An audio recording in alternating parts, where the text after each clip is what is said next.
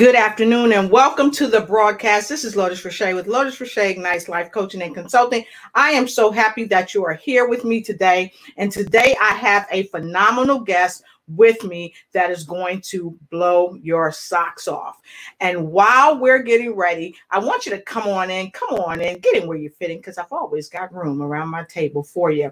Come on in, and when you join me, go ahead and put a 1 in the box and let me know that you're here. Let me know that you're here. I see Angela Elting from Washington, D.C. You're already here. Good to see you, and thank you so much. And those of you that are still coming in, come on in.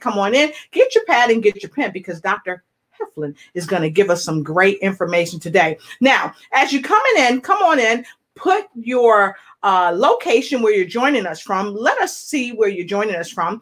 As you know, the broadcast, sometimes it has a little difficulty letting us see where you're streaming in from, but it's okay because we're getting all that worked out. But in the meantime and in between time, we still want to know where you're broadcasting from. And as you chime in, if I can't put it on the screen, I definitely will give you a shout out. So come on in.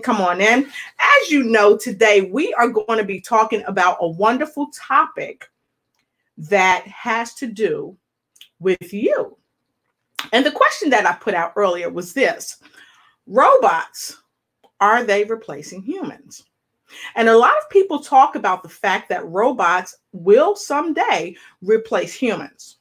Well, I don't know if that is fact, if it will or if they won't. But I do know this: I have some fabulous information about robots that will help you help yourself ignite and take flight. So come on in. And as you come in, make sure you have yourself something to drink. Right now, I am drinking Izumio water, and I'm drinking this. It's hydrogenized water. And if you can see it, it's hydrogenized water because I like to take care of my mind, body, and soul. And it will hydrate me on a cellular level. So that's what I'm drinking. And I hope you're drinking something wonderful too. And put down in the comment below what you're drinking. I'd like to know. So with no further ado, I want to tell you a little bit about my guest and your guest. My guest and your guest is a phenomenal pioneer. He is an African-American individual. He has a doctorate in educational technology as well as a doctorate in education. And I got to tell you, I was on his show the other day. I had a fabulous time, but we are going to have an equally fabulous time on the show today. And as we get prepared to ignite and take flight, you come on in. And if you haven't told a friend, go tell a friend and tell a friend of me too. And bring everyone you know, because we are here to spread the good news about what's going on with robots. So come on in as we get ready to meet my dear friend.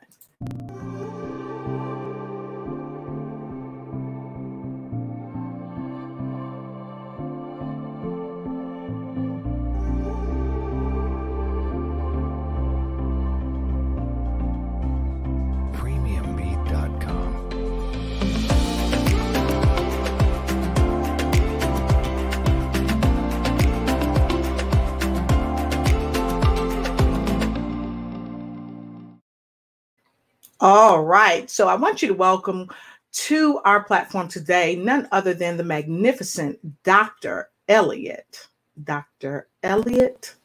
Heflin. Hello, Doc. How you doing? Hello. I'm okay, and thank you for allowing me to be on your show, on your platform. I'm so elated. I'm so happy. Thank you so much. It's a pleasure to have you here. I feel so grateful, and I feel so honored to have you here because I know that you are a pioneer in your field, and you really set the platform for how people need to engage when it comes to robotics. So I want to thank you for that, because you set a higher level for people to aspire to. Because like Les Brown says, the problem isn't that we aim too high and miss. The problem is that we aim too low and hit.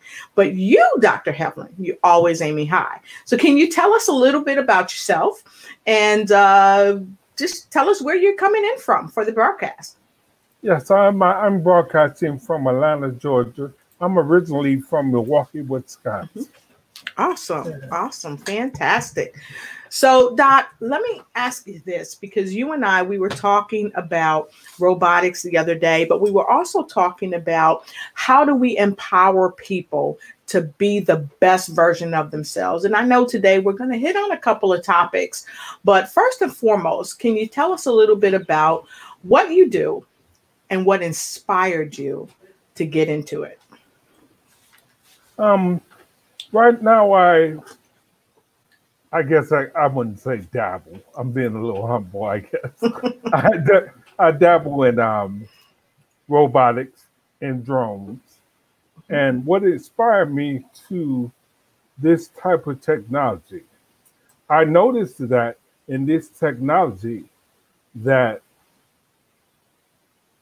people who look like me were not there. They were not present. And I was seeing everyone take advantage of this technology except us. So I made a conscious decision to bring the current technology to Georgia. Yes, it exists here, but it exists on a real low scale. To give you an example, we only have 2 higher institutions that have the technology that I have, and 1 private school. That's out of the state of Georgia, not just the city of Atlanta. And I just want to make sure the children continue to have the same advantages everyone else has.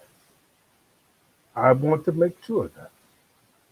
And awesome. I love that, because we have to invest in ourselves if we're going to be pioneers in anything we do. We have to believe in ourselves, but we also have to invest in ourselves in such a way that not only do we reap the benefits of what we're investing in ourselves, but our children, our nieces, our nephews, and even those that we're collectively connected to, that they also can reap the benefits of us taking advantage of this technology. And I just call it leveraging. So can you tell us a little bit about how people can leverage this technology that you're speaking of? Well, I would say, this is the perfect time. We all are secluded in our own homes, supposed to be. You can take advantage of this right now. You can, this is my advice to you, anything, not just robotics. Yes. Anything that you have a weakness in yourself, you can expand on that now and make it stronger. I'm not saying make it perfect, but you can make it stronger, no matter what that is. And I really implore you to do that with this time. This time can be a blessing. It can be a blessing of growth. Take advantage of it.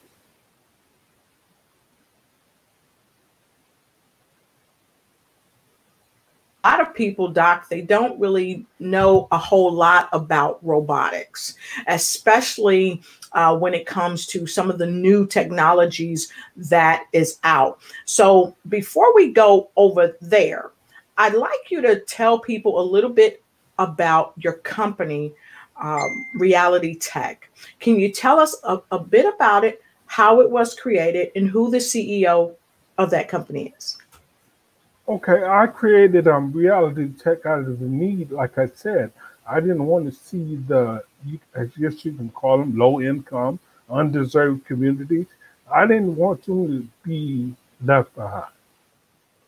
And to be honest with you guys, I read an article that said U.S. students have no clue of what robotics is really about, or AI. And something in my spirit that day told me, not on my watch. I will make sure that the people I come in contact with know something about robotics and AI. Awesome. I love it because you sound like most of the military folks that I was blessed to serve with, and even those who have retired and even those who are serving now. What we say is not on our watch. And of course, we are not going to let anyone on our program sleep on the wonderful ideas and the wonderful power that understanding robots has.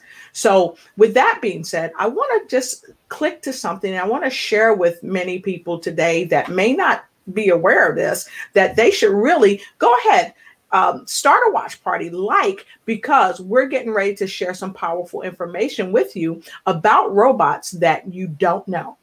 So, Doc, I'm going to go ahead and click to something that I found when I was on your business page that I'd like to share with our audience. So I'd like all of you just to stand by for a quick moment, and we're going to be right back and share something with you about robots. And if you haven't liked, shared, or started a watch party, make sure you start one right now. And by the way, Doc, I know that robots are also for kids as well. It's not just an adult thing. Is that right?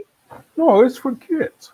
Like I said, Awesome. the youngest, I told you before in the previous conversation we had, the youngest person I ever encountered in this industry was 6 years old.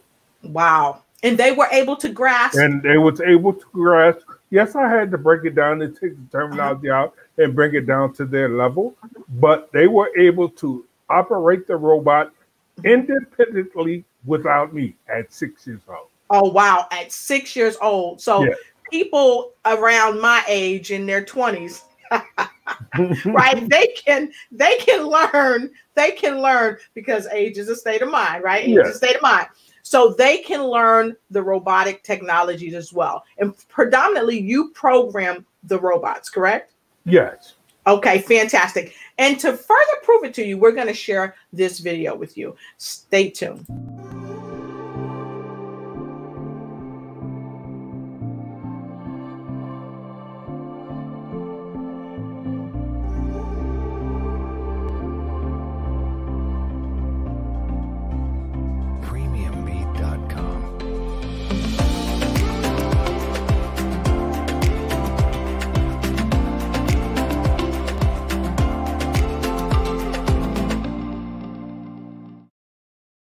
All right, and we're back, and we're going to share this wonderful video with you that we have been blessed to have provided for us from Dr. Heflin. And if you're just joining us, please go ahead, come on in, get in where you fit in. But most importantly, like, share, and make sure you start a watch party. So I want to share this information with you because it is super important that you know about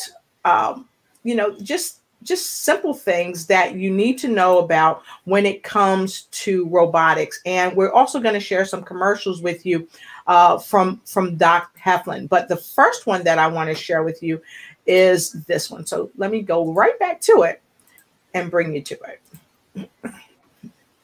Guess it keeps popping up on top. Hold on a second, Doc. Here we go. Let's try it again.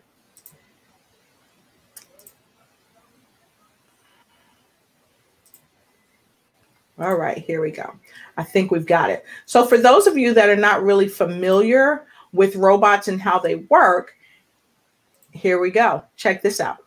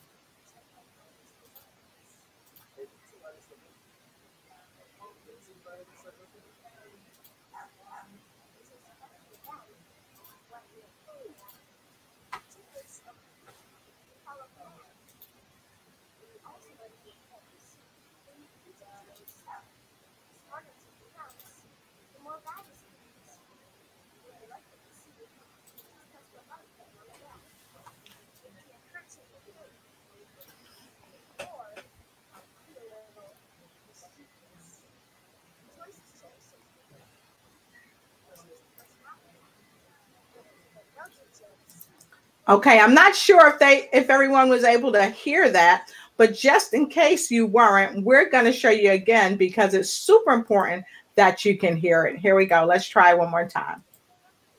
All right. Here we go. We're going to start it for you guys. There we go.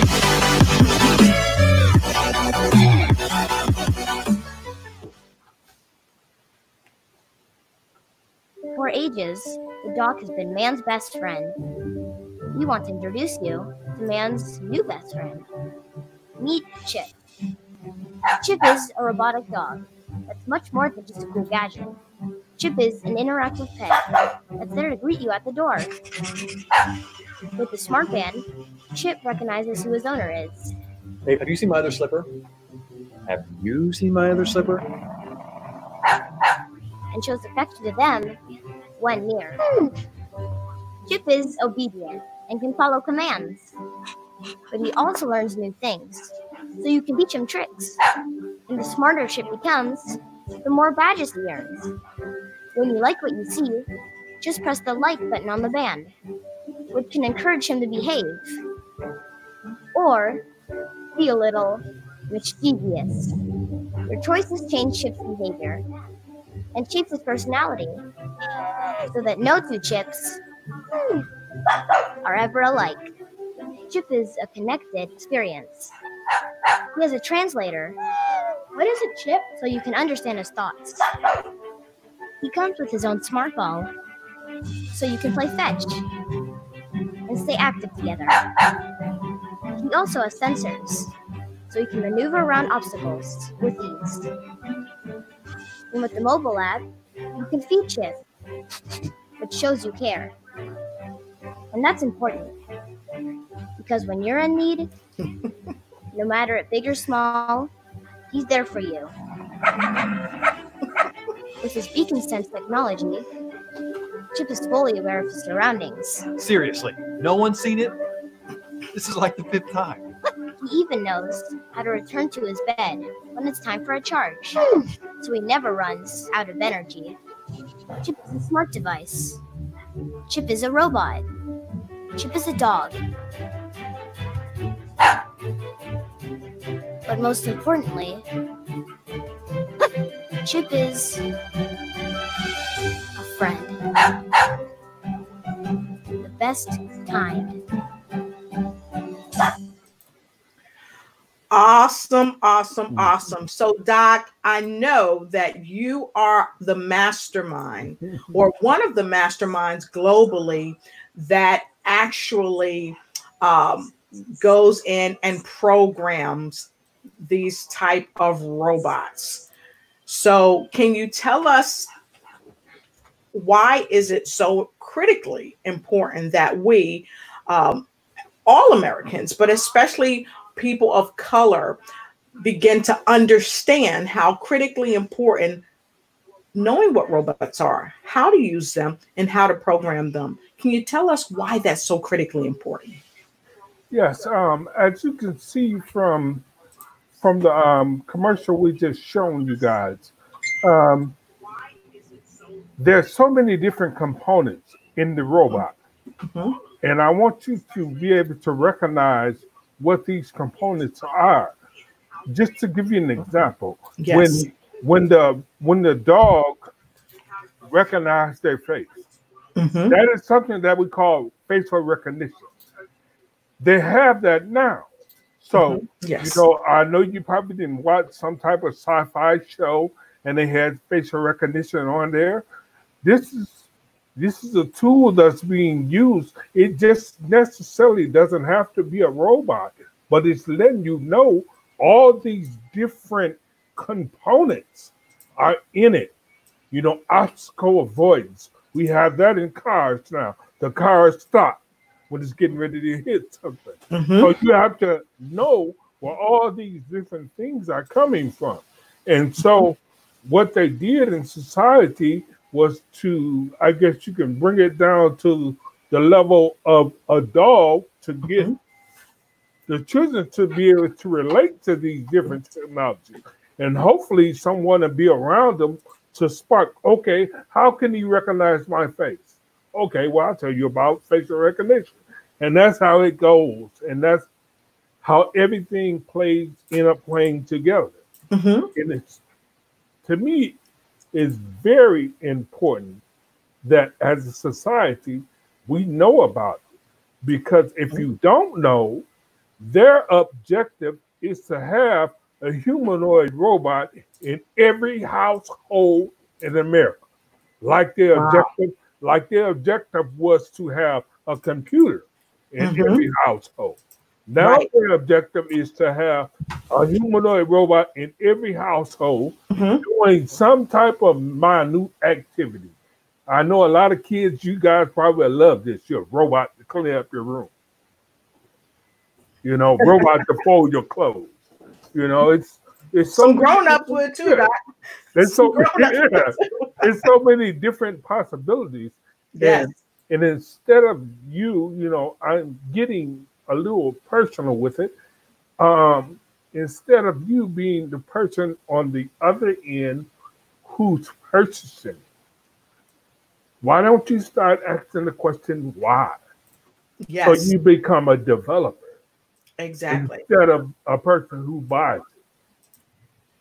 Exactly. And that's a big thing, Doc. Yeah. People, they oftentimes don't ask that question, why? Why is this happening? But also they don't sometimes, I guess, believe in themselves, and they don't invest in themselves. And you obviously believe that people need to invest in themselves and invest in their own knowledge so they can program robots or even make robots. So why is it so important for people to know how? One, let me say this. Let me give you this one first. Why is it important for people to have awareness about agendas? Why is that important? Because it's how can I put it? It's like I explained to kids that's in my that comes to my camps or come to my classroom, in my Python classroom. I explain to them and I stress to them, you should always ask why, no matter what the subject is. Continue asking why until the day you perish. Why is this? Why is that? Some people get on your nerves. Most likely, it's because they don't know. Right. So you go ask someone else, but don't stop asking why. And the reason I stress it is because in today's household, we see all these different technologies. We're using all these different technologies, but we have no clue on what's the purpose. Right. And why do we have it? Just to give you an example, we all have Androids or iPhones or what have you. But don't know too many people know that this technology is AI. When you say to Google, Elliot Heflin, and it finds Elliot Heflin. That's AI. So to me, that is the purpose, because I want you to know exactly what you are using something for. What is the purpose of this thing? Because we all have computers, and I'm just using an example. We have phones. We have all these different technologies within our homes. And basically, if you will take a survey of people utilization of these technologies, it'll make you cry. So I want to trickle back to something you said a moment ago, Doc, because it's critically important. You talked about asking the purpose. Why are we having, or are we seeing this tremendous uptick in technology? You talked about that, and you talked about it is critically important to ask why. But you used a term, and I would like you to share what the term means for some people who are joining us. If you're coming in, pardon me, come on in, get in where you fit in. We have the phenomenal Dr. Elliot Heflin. He's a robotic guru, and he's here today talking with us about robots, why they're important and why we should know about them. And we need to understand what their purpose is in our homes. So we just talked about those few things, but you made a comment about AI. Yeah. Many people don't know what AI is. Can you please tell people what AI is? Yes. AI is artificial intelligence. We can, I guess if I break it down to layman terms, you can say an artificial brain, so to speak. Mm-hmm. And these things have this. You know, you're right now, but I'm pretty sure they're working on it. You know, you'll be able to talk to your car and say start, and it'll start instead of pushing a button, which at that point you just push a button now. But you'll be able to get into the car and say start. Mm-hmm. Or take me to, since I'm in Atlanta, take me to Kroger. Yes. And the car take you to Kroger. And you don't have to do anything. Right. So I just want you to know that these things are on the table. Yes. And I don't want you to be left out. Right. So, and so to speak, I guess to bring it to street vernacular, I'm putting you up on game.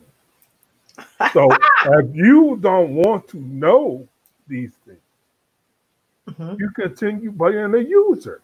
And I'm a little bit off of what I was saying. I asked the students, why do you think Apple charged $1,000 for an Apple phone? And you say to yourself, I'm just buying a phone for $1,000 just to call somebody. So you missed the boat already. Yes. They're charging you $1,000 because that thing does so much. You can phone, you can text, it's a computer, you can take camera, you can take pictures, you can do all sorts of things with it in the palm of your hand. You're connected to the world. Yes. But you think so minute. I'm not saying everyone, the majority of us think so minute that we're just connected to Billy Bob around the corner. I use my computer to talk to people in Ghana and Libya and all these different places overseas that I can't afford to go.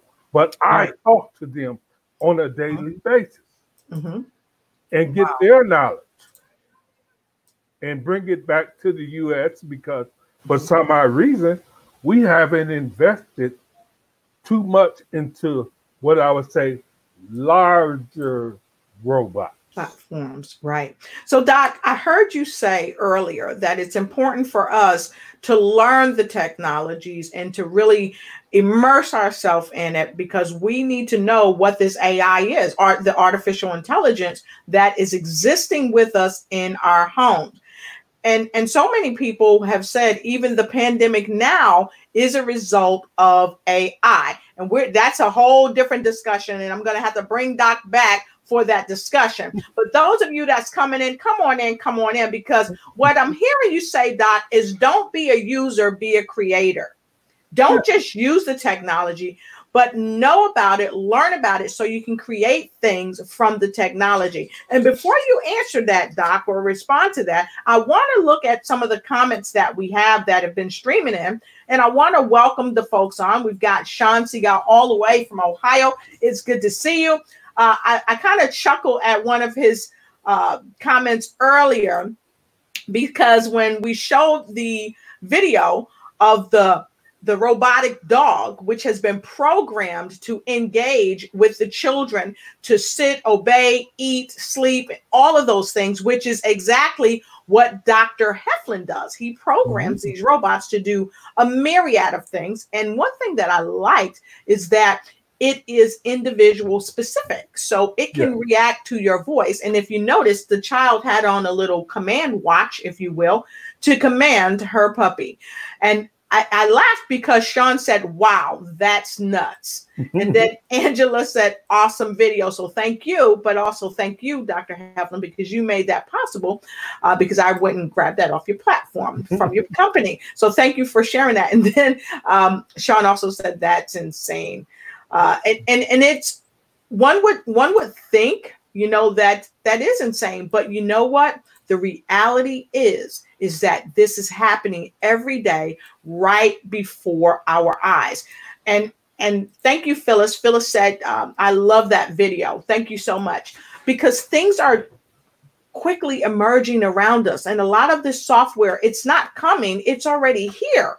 Yeah. So if you understand that this technology is here, put a 2 in the comment below. Put a 2 in the comment below. And if you haven't shared this broadcast, if you haven't liked or even started a watch party, please go ahead and start a watch party. And like Sean said, that's an incredible development. Kids can have a digital pet, and especially for children and people who have pet allergies, because a lot of folks have allergy to pet dander. So this is another way that they can get that companionship, but get it from a robot. So with that being said, I want to say thanks again to Phyllis. She said, what a imaginative concept. Hey there, Sanchez. Rosemary Sanchez, it's good to see you. And we've got some 2 streaming in. Thank you so much. And those of you that are looking at this broadcast, if you haven't yet, the program that I use to stream, it will ask you for the ability to show your comment. So please allow it to show your comment, because this is something new that StreamYard has gone to, where you must give authority to show. So please give your authority to show your comment, because we love to have your comments and we want to take your questions so that Dr. Heflin can answer them, and make them some hard questions, because you guys know he's got a couple doctoral degrees, so he's super smart and he's here to help today. So Dr. Heflin, let me ask you this. We know that artificial intelligence is taking over, and we see it in every facet of what we do. We use artificial intelligence to protect our homes, to protect our cars, almost to protect our persons, if you will. And you alluded to the fact that, you know, there's going to come a time where cars are going to drive you where you need to go. And I've actually seen that technology on a video. So can you tell us what is that going to really look like? Well, what I want to touch on something, it is going to go in that direction. I want to bring up a current time right now. Yes. We're in COVID-19 right now. You can get on your computer and research right now. We have different robots who are delivering medication to people who are positive already, instead of a human being doing it. Okay? So that's one avenue that you can take with the robot. The robot is trying to, I won't say, it's not going to make you lazy, because it's going to create some other work that you're going to have to do. But it's trying to make it convenient for you. It's trying to make everything, you know, so you don't have to focus your energy on this task. You can be doing another task. Like we had mentioned, the car driving you to Kroger, because I'm in Atlanta, you guys. It's driving you to Kroger. And now, instead of me holding the wheel, I could be doing what we're doing right now. Right. I could be having a podcast while it's taking me to the grocery store. And no one will never know the difference. Right. And I'm just trying to show you guys how it can free up your life, so to speak. It's all, don't think of it as, I'm not going to go into it too much because I know we're going to hit on it. It's an assistant. Yes. And you have to realize it's an assistant. So, yes, we're all busy. We're becoming career-minded people. We have a lot on our plates. So why wouldn't we need something to help us out? We can't rely on we can rely on some people, but remember, a robot don't ask for breaks. A robot don't ask for a raise. A robot don't say he's tired.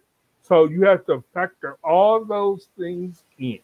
Right. So let me ask you this, Doc. A lot of people, and we've had Doc and I, we've had this discussion, and we talked about this, you know, about robots and how wonderful they are, because there are a lot of pros to having robots as helpmates around the house, taking food to people, especially in this pandemic, as well as medicines and things of that nature, and also to be a companion, because I even saw Miss Weaver said, you know, I wouldn't mind having one. I love dogs, but allergic to most breeds. And that is the facts of life. Many people are allergic to animals. Well, in addition to that, oftentimes we have people that are alone, especially like right now in the midst of COVID. We have elderly people who live alone. We have elderly couples who live alone, and we have single individuals who live alone, who don't have anything or anyone. And oftentimes they don't have pets, but you know, they could have this type of pet to help bring them comfort and engage with. Now, those are all great things. Those are all great things. But here comes the question that so many people ask. We already know that this artificial intelligence is in every facet of where we are. But is it safe? Is artificial intelligence safe for us? Can you talk about that? Yes, I believe it's safe. I believe, you know, anything can be misused. You know, we say planes and cars are safe. But I know if I was a crazy person, I can go up on the sidewalk and run over a few people.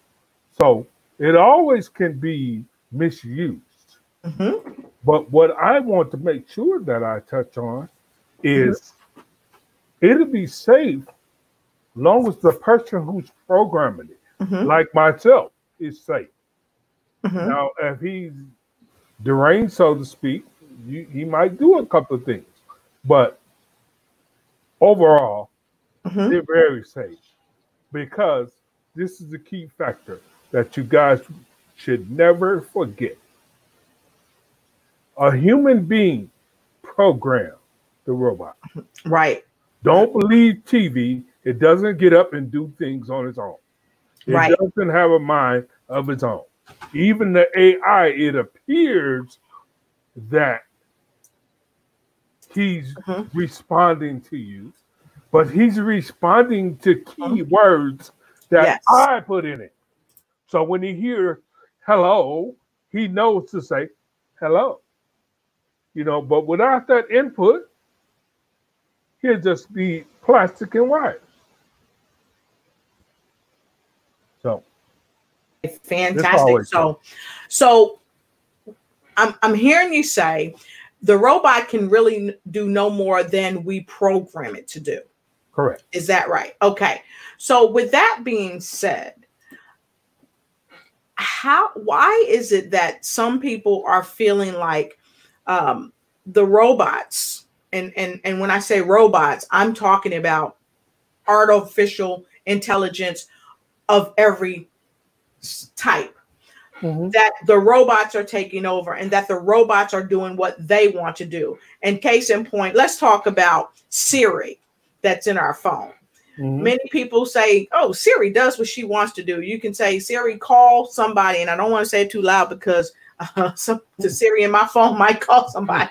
But we can say, Siri, call this person or that person, and they'll call that person. But then the next time we'll say, call this person. They'll call somebody else. The technology will call someone else. And so people say, you know, Siri's got a mind of her own. Can you talk a little bit about that? Because you said engineers such as yourself that have doctorals in technology program these items. So what can you say about things that technology that goes awry? what I've learned from, I guess you can say, trial and error, so to speak. It's not serious. It's us. You know, we're so used to hearing ourselves talk. Yes. So we think we're making the correct pronunciation, and we're not. That's what I've learned from myself. I had to repeat certain things and say it with clarity, probably slow it down or whatever. You really don't know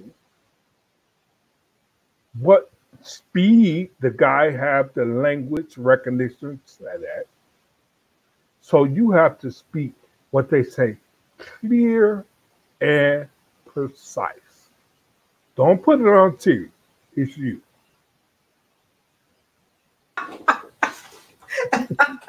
So this is why we set up our phones with the voice recognition and all that. But even with that, some people still say it's still a problem, and it's not them.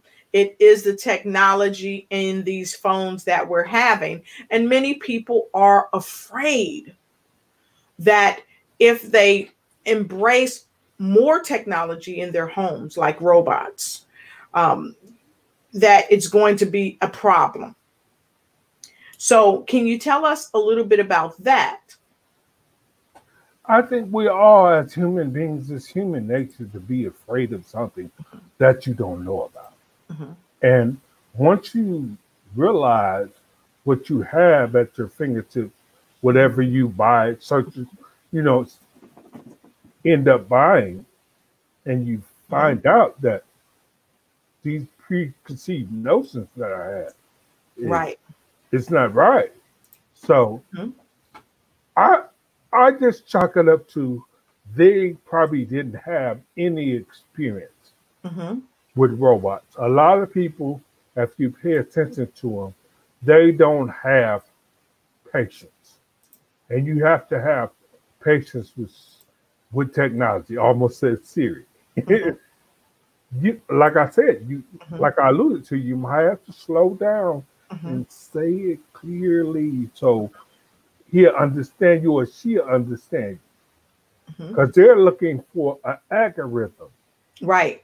So they're not, you know, and we might, you know how we are, we might leave a vowel out. We might leave we might leave a letter out, you know. It's, you never know. You know, but Awesome. So Doc, I want to share this with you because this is some of the things that we remember when we talk about robots and having fears from them. I want to share this with you, and I want to say to all of you, I don't own the rights to this information, and this is totally for entertainment purposes, but I'm going to share this with you because this begs the question of our safety and us relying on artificial technology. So I'm going to share this with you, and then I'm going to ask Dr. Heflin to please speak to this part.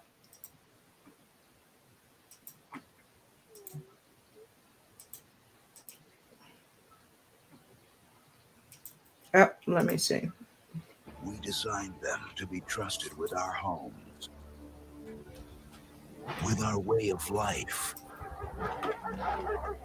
with our world. But did we design them to be trusted? The rollout of USR's new generation of robot, the NS5, was marred by the death of designer Alfred Lanning.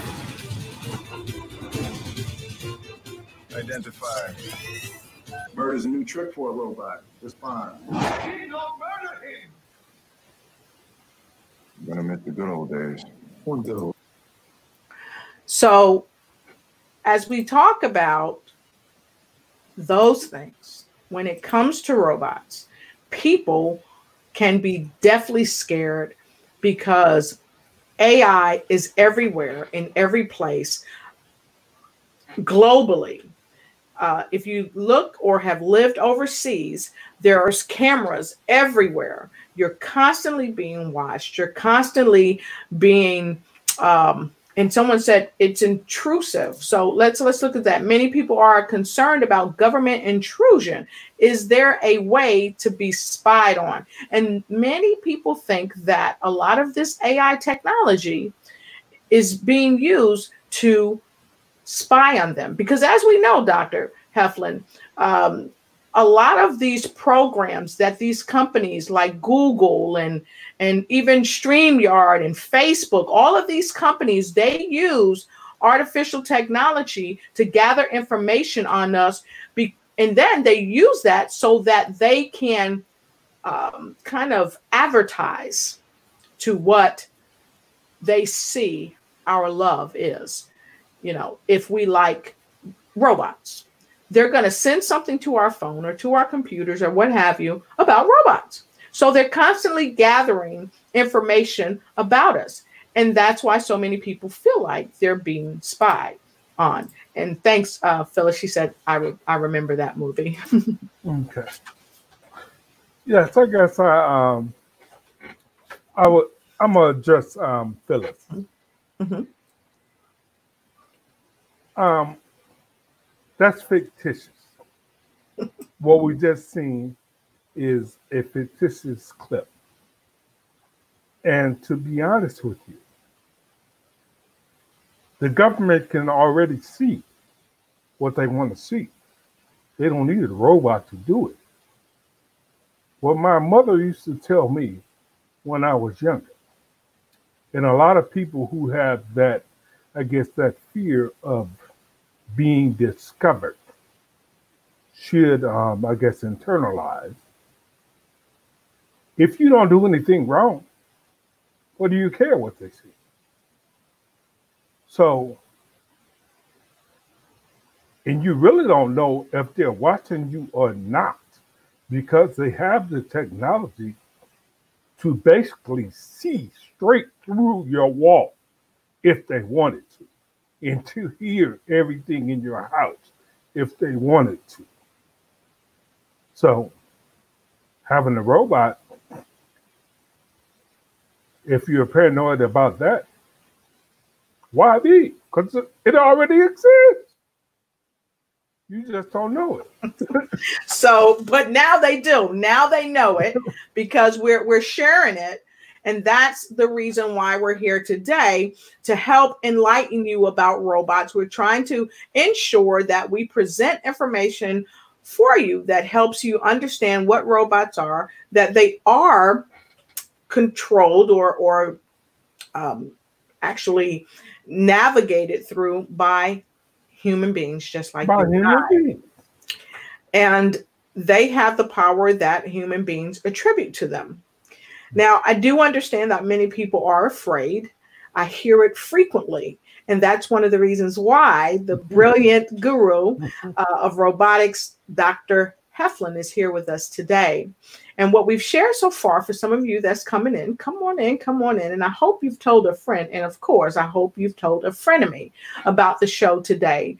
Dr. Heflin is a leading authority in his stream of professions, because he doesn't only have a degree, a doctoral degree in educational technology, but he also has a doctorate in education. So he can help teach you technology, but he can also help you learn your ABCs and 1, 2, 3s to help you get to the technology.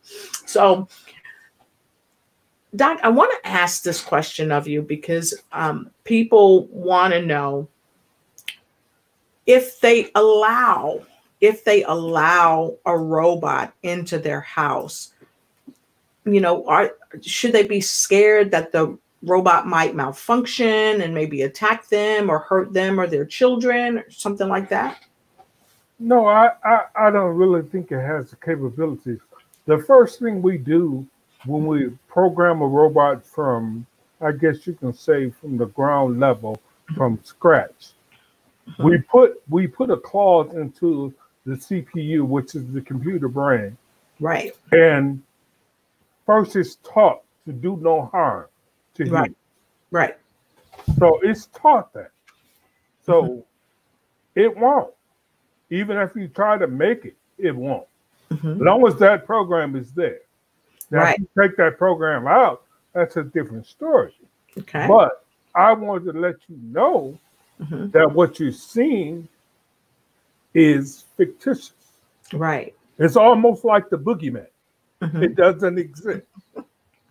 You understand? I don't know why people are trying to make you afraid of it.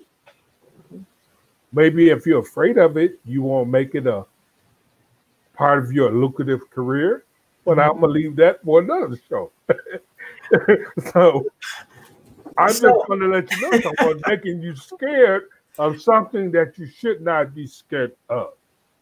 So let me say this, because we are going to trickle back to that lucrative, because many people that work with robotics, many people that do the programming and things like that, they often aspire to millionaire or billionaire status because of the high demand for it, because it's unequivocal.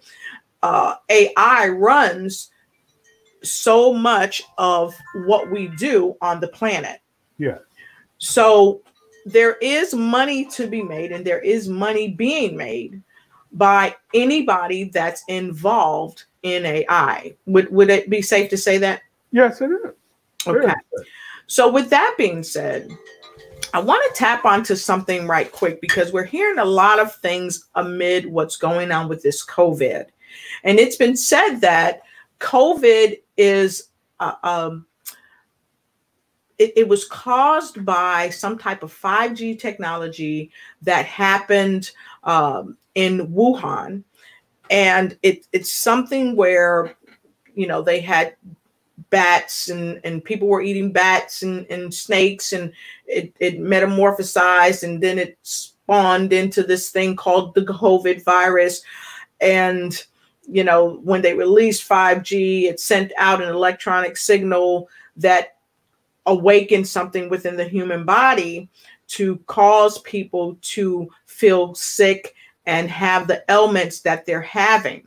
And I must say that technology does play a significant part in our lives, and even how our bodies are affected, even cognitively, because, you know, if you watch TV too long, it affects you on a cognitive level. It also can affect you on a cellular level, to my understanding. But you're the doctor of this technology. So can you talk to us a little bit about that? And while you do that, I'm going to take a sip.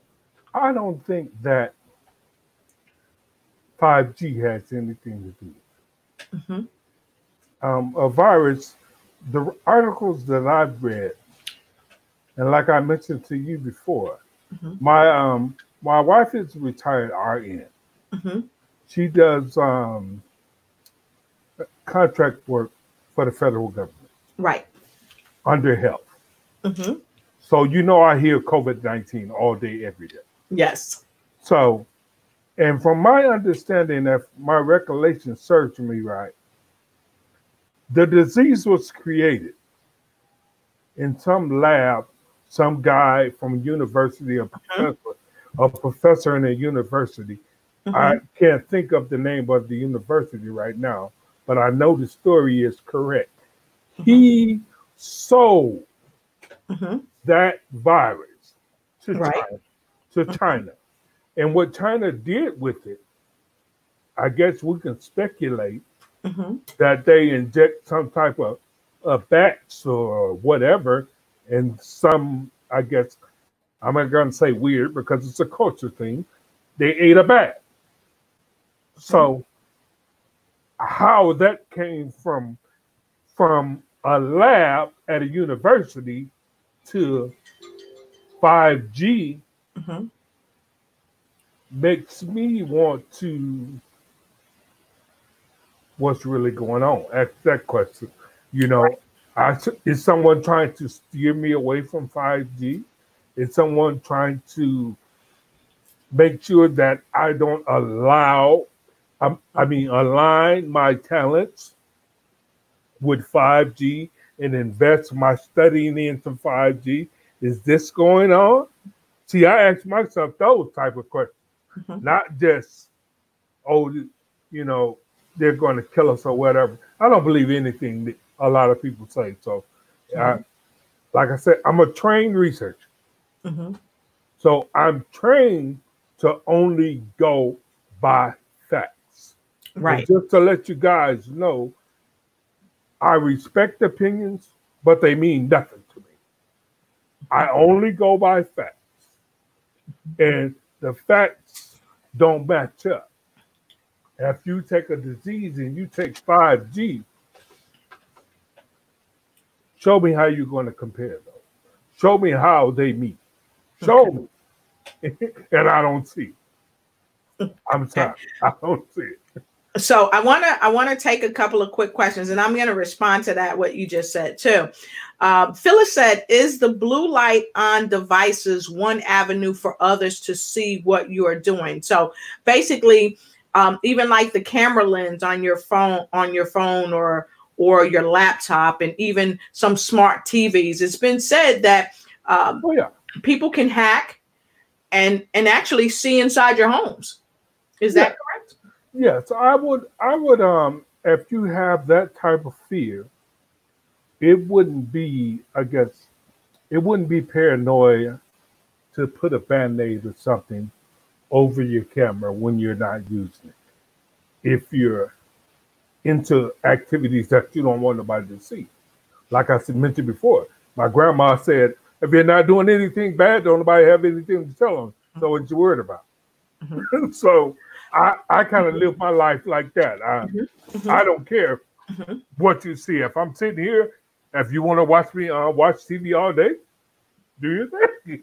His wife might not appreciate y'all coming into his home, though. But let me say this, Doc, because many people are saying it's really not about them not having nothing to fear. It's more about their privacy and their right to privacy as a spiritual being having a human experience. And in the human experience, everyone has rights to have privacy. So that's the thing. I understand that, but I say, how do you know when they're looking? They have the capabilities to look through your wall, to listen to everything that's happening in your house. If you really want to be if they really wanted you to be the primary target for today, there's nothing you can do about it. Mm-hmm. So what is your solution for that? Is it paranoia, or is it to make sure you don't do anything to get in trouble by the so-called policing of your activities? Mm-hmm. So, but like I said, don't, and I hate to be so frank, don't be so full of yourself to think somebody will use millions of dollars of resources to watch little old Dr. Elliott. No. So what about the people that are saying, Doc, you're totally wrong, because that's what they're exactly doing. They're watching people. They're watching them in their homes. They're watching them in their cars. They're watching them in their jobs. Everywhere you turn, there's a camera here. There's a camera there. And as you said, and we're just going to say they, because I think many people may be able to understand what Dr. Heflin is saying when he say they. They are watching us and have the capability to penetrate our walls and see what we're doing inside. So for those things, people are asking, why does that have to be? Because that's exactly what they're doing. They're watching people, and that's how so many companies get intel to know what to market to people. Yes. What'd you say about that? It's really, they're looking at data. They're not really looking at a human being per se. They, just to give you an example, they might say, okay, how many times she ate pizza this week? Right. Okay, and look at your credit card statement or something, avenue that you use money for. Or you never know. They're not looking at a person. They're looking at data. You understand what I mean? And to me, it's kind of far-fetched that you think anyone, and I'm just not saying you in particular, anyone would think a person would take $1 million of resources to watch little old me. It's not happening. Now, there's been something to watch my data on my credit card, which is already being produced by my swipes. Right. Anyway, so now they just pay my bank for the information. Right. Okay, he likes, I use myself as an example. Well, he likes Cadillacs. He's only bought Cadillacs his whole life. So I get plenty ads of Cadillacs coming to my computer. Yep. Because they know that. Because it's a behavior pattern. But that's what we're in business to do. If I don't know what my local community needs, as some business people phrase it, my target audience. If I don't know what they need, you can't market to them successfully.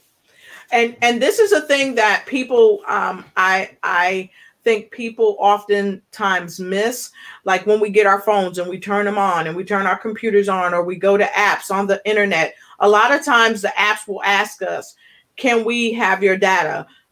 Can we share your data? Also, even with your computers, like I've got a what is this? A HP. HP has software on my computer where the software will ask me, hey, can I do thus and so? And then it's up to me to say yay or nay. But when I say yay, then I'm giving them the authority to extrapolate that information from me and also share the data of my habits, of what I'm following, what I like, so that they can further market to me. And those are the things that we have to be very careful of when we get on different apps, when we buy different computers and things like that. But this is the thing that I've learned, Doc. A lot of those things we can turn off. A lot of those things we can say no. Yeah. And we have to understand that we can turn those things off. So I challenge you, those of you that are just so overwhelmed with staying on your computers, staying on your phones, I challenge you in the next coming week to kind of step back and really look at it. Because we're talking about robots, we're talking about the effectiveness of it, we're talking about both the pros and cons of robots, but we're also talking about AI, artificial intelligence. We're also talking about, guess what? Whatever we're hiding from, they already have the technology to see beyond our walls. Does it make it right? No, it doesn't. No. But if you don't like it, you've got to do something about it. And the only way to do something about it is to stand up and have a voice. No platform, no power. So with that being said, we are really like kind of past the top of the hour. But I wanted to ask this as one final question, Doc, that we have. Can robots replace human beings? Because so many people say, the cash registers at the grocery stores are now replacing human beings because you don't have to go to a live person. You can go right up to the register and kind of check out yourself. What about robots at jobs? Because some companies are using robots or robotic technology within their companies to run their companies. Okay, well, I'm so glad you brought it up in the way you brought it up, and the analogy that you use of the cash register. I love it. What people have to realize is, okay, I have a they call it self-checkout. I have a self-checkout here, right? At this grocery store. But I want you to think a little further. Someone has to program that self-checkout. Someone has to maintenance that self-checkout. Someone has to sell that product. So now we're only seeing it on the surface level that the cashier has been replaced. No, if we be honest, the majority of jobs give you a heads up on saying we're going to go in this direction. You want to take this PD or this professional development for this so you can write some code for this self-checkout? Or do you want to learn how to maintenance this? The options are there. My point is we lost one cashier, but just using the example that I just said, we gained 3 more positions. You guys have to look beyond what you see. Wow. So, because I was getting ready to come back with another question that someone also had.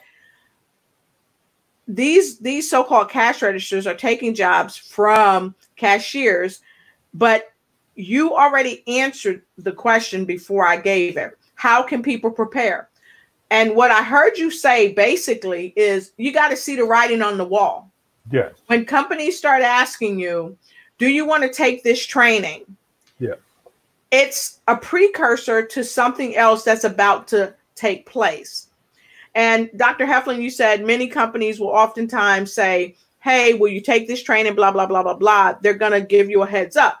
Now, some companies, they may offer that training, but oftentimes companies, they're going to move into whatever they're going to move into because it's a part of business for them.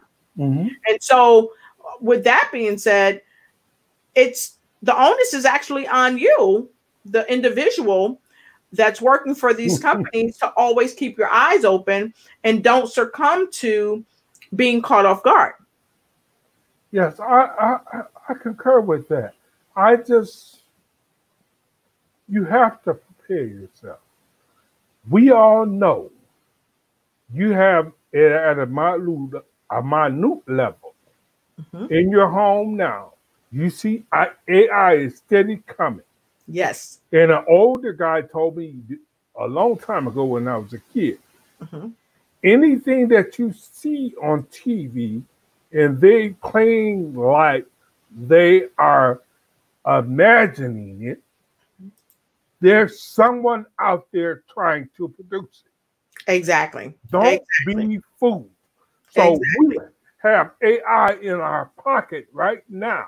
Yep. You should be asking yourself, mm-hmm. what direction are they going with Siri thing?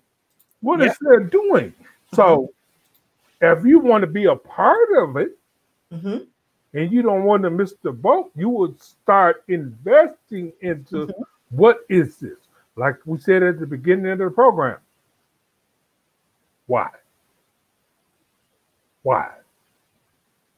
Why? Why is it necessary that we have Siri on our phone? Okay, what is Siri? Are you going to tell us what Siri is? Huh? Are you going to tell us what Siri is? It's artificial intelligence. Awesome. Awesome. At the lowest level. At the lowest level. At the lowest level. So you can get on board right now mm-hmm. and start finding out mm-hmm. what is behind AI. What is behind these different things that's coming into your home? How did they do that? Yes, be a creator. Stop being a user. I don't take, some of us, yes, I understand, don't want the responsibility of, have to read all day or study all day. So be it. But don't be a person who complains about something that you could have been involved in creating yourself. You see it coming. No one's hiding it from you. Mm-hmm. They sell it to you. Mm-hmm. So it's up to you to buy it. And she had alluded, I know we're a little over our time, she had alluded to the blue light. Mm-hmm. Ask yourself, why is the computer blue anyway? Why did they choose blue? Mm-hmm. You have to ask yourself those type of questions. Why? Why? Can you tell us why, Doc? They say it's a appealing, cooling color. Calming, right? Yeah. It's designed to calm us. Yeah. So what I want to share with you guys have some great questions, and I love your input. And as we get ready to close, because I'm telling you, Dr. Heflin and I, we can go on for days because this topic is so wide and it's such an explosive topic, especially now in the mid of COVID, because so many people are connecting the virus to AI, which is artificial intelligence. And there are so many discussions yet to be had. So I know many of you want to see Dr. Heflin back on the show, and we will tackle some other questions. So please go ahead and put a 4 in the comment below if you love what Dr. Heflin's saying and you want to see him come back. And don't only put a 4 in the comment below, go ahead and suggest some things that you'd like to know about for my next broadcast with Dr. Elliot Heflin, the guru robotic engineer. Because if you're just joining us, you missed a phenomenal broadcast, very insightful, very intelligent broadcast, awakening the why in us as to why do we have AI in our homes? Why do we have AI in our pockets? Why are we using AI right now? We need to know, but we don't just need to know why. We need to be a user. Don't just be a user, but be a creator. And that's what Dr. Heflin has done. He's become a creator. He's become a specialist. And he didn't let the color of his skin or that he was 5'7" or 5'8", however tall he is, he didn't let that stop him. He pioneered and he moved forward. And that's what he's here today to help you pioneer and move forward. And so as we get ready to close, I want to go back to our viewers and take 1 or 2 other questions right quick before we go. Phyllis Weaver said, what if a company does not offer education and they do not have money for education? Well, Phyllis, I'll be honest with you. As you know, college students are poor. Okay? Very poor. I would go to Barnes & Noble, get me a cappuccino, and sit and read the books I couldn't afford. Get up, put the book back on the shelf. So it's no excuse that you cannot obtain the education you want. Like I said, you see it coming. Yes. We have libraries. We have a computer, which they call the information highway. Mm-hmm. If we use it for what its purpose is, Phyllis, you will not be left behind in any arena. Anything that anyone teaches you, anyone trains you, is in a book already. Yes. Don't forget that. It's in the book already. So thanks so much. And don't make excuses, folks out there. And this is not directed at Miss Phyllis, because Miss Phyllis is making moves. Yes. So when I say don't make excuses, make moves, that's a word of encouragement. Don't let anything stop you. Don't let, because you're a woman or because you may be from Pakistan or Asia or Guam or wherever you're from, don't let where you're from or who you are, what you are, stop you from being the best you that you can be.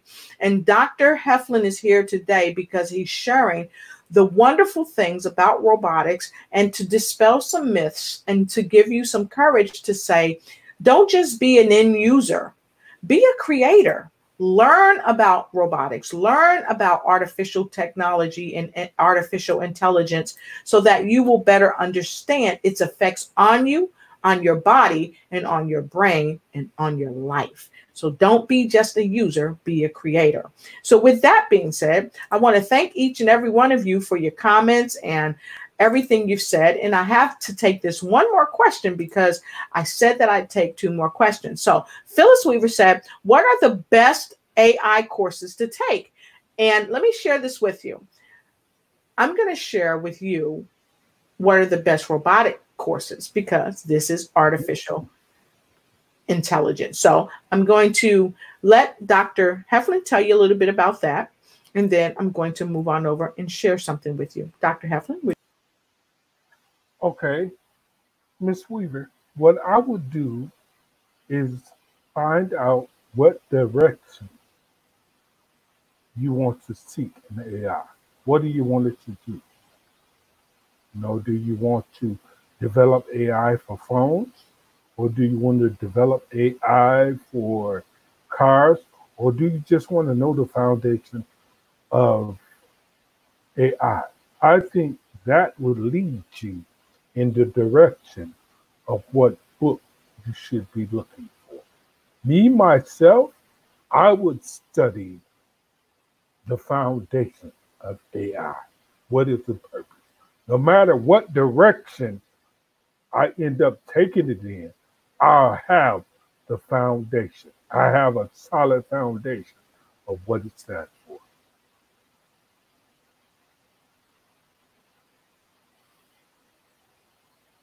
Yeah. You, because I want to introduce you to Dr. Heflin's company, so that if you're interested in this type of technology already exists. And I have the man with the plan here with us today that can help you help yourself ignite and take flight. You can learn this technology. You don't have to be left behind, but it's all a matter of what you want to do. So Dr. Heflin is the CEO of Realty Technology, teaching tomorrow's technology to folks today. So if you go to his website, he has several areas of interest that will teach you what artificial intelligence is.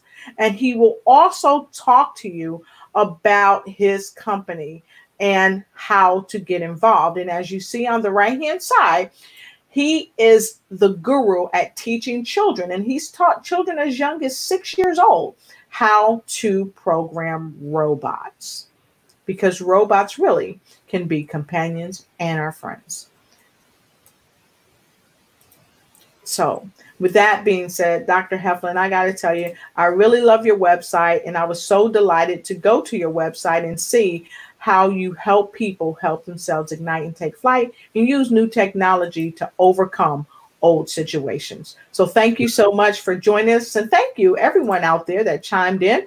And for those of you that I couldn't see your responses, I still love you and I appreciate you and I thank you for being here. And if you're just catching up with us, no worries, go ahead and hit the replay. And if you haven't shared, liked, or started a watch party yet, please go ahead, share, like, and start a watch party, because this information needs to go out to someone who doesn't just want to be a user, but wants to be a creator. So Dr. Heflin, as we trickle down, is there anything that you would like to share on our way out as we close our broadcast, but we don't close our minds to the possibility of robots?